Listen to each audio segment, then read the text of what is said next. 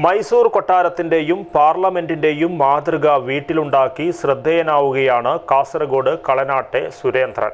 ഒരു വർഷം കൊണ്ടാണ് സ്വർണ്ണപ്പണിക്കാരനായ സുരേന്ദ്രൻ മൈസൂർ കൊട്ടാരത്തിന്റെ മാതൃക പണിതീർത്തത്. This news brought to you by Aiva Silks, Kasaragod, Kanyanad, Mangalore.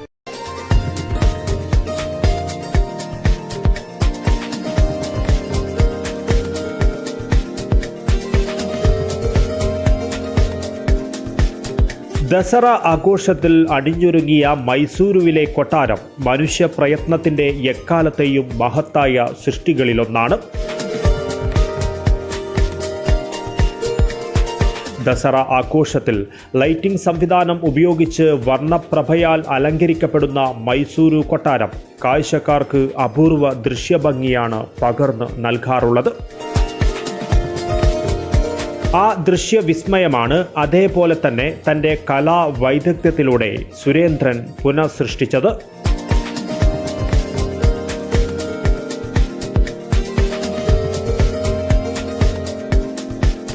ഒരു വർഷം നീണ്ട പ്രയത്നത്തിനൊടുവിലാണ് സുരേന്ദ്രൻ ഈ സൃഷ്ടി പൂർത്തീകരിച്ചത്. നിർമ്മിതിക്കായി ഉപയോഗിച്ചത് ഫൈബർ പ്ലേറ്റുകളാണ്. പ്ലാസ്റ്റിക് പന്തുകളാണ് കൊട്ടാരത്തിൻ്റെ ഗോപുരത്തിനായി ഉപയോഗിച്ചത്. വർണ്ണപ്രഭ പരത്തുന്നതിനായുള്ള വയറിംഗ് അടക്കം സുരേന്ദ്രൻ സ്വയം ചെയ്തു. ഇദ്ദേഹത്തിൻ്റെ നിരവധി ബന്ധുക്കൾ മൈസൂരുവിലുണ്ട്. ബന്ധുവീടുകളിൽ പോകുമ്പോഴൊക്കെയും സുരേന്ദ്രന് മൈസൂർ കൊട്ടാരത്തിൽ പോകുവാൻ അവസരമേറെയുണ്ടായിട്ടുണ്ട്.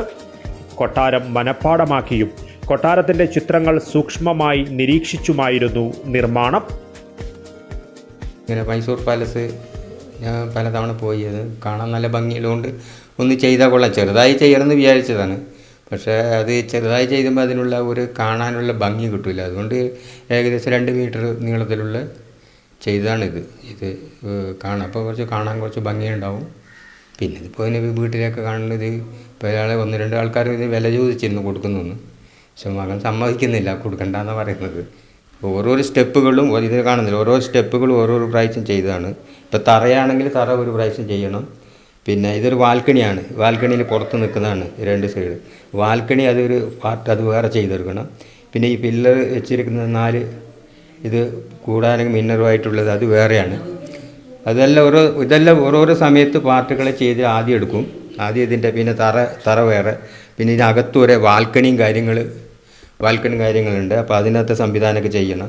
പിന്നെ ഇതെല്ലാം പ്ലേറ്റാണ്, ഇതെല്ലാം വില കൂടിയ പ്ലേറ്റാണ്. ഈ പ്ലേറ്റൊക്കെ കട്ട് ചെയ്ത് നല്ല ഫിനിഷ് ചെയ്തെടുത്ത് അതിൻ്റെ പുറത്ത് ആർച്ച് ഉണ്ടാക്കണം, അതുള്ളത് മാതിരി. അപ്പോൾ ഓരോരോ പാർട്ട് ഓരോരോ പ്രാവശ്യം ചെയ്ത് അതാണ് ഈ ഒരു വർഷത്തിന് മേലെ ഇതിന് പണി പിടിച്ചിരിക്കുന്നത്.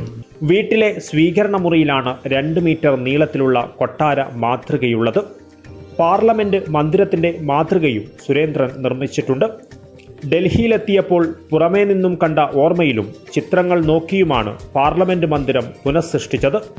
പ്രവാസിയായിരുന്ന സുരേന്ദ്രൻ കുവൈറ്റിൽ സ്വകാര്യ ജ്വല്ലറിയിലെ സ്വർണ്ണപ്പണിക്കാരനായിരുന്നു. നാട്ടിൽ പലവിധ ജോലികൾ ചെയ്താണ് ഇപ്പോൾ ജീവിതം മുന്നോട്ട് കൊണ്ടുപോകുന്നത്. അമ്മയും 4 മക്കളുമടങ്ങുന്ന കുടുംബത്തിന്റെ പൂർണ്ണ പിന്തുണയും സുരേന്ദ്രന്റെ ഈ കലാപ്രവർത്തനങ്ങൾക്ക് കരുത്തേകുന്നു.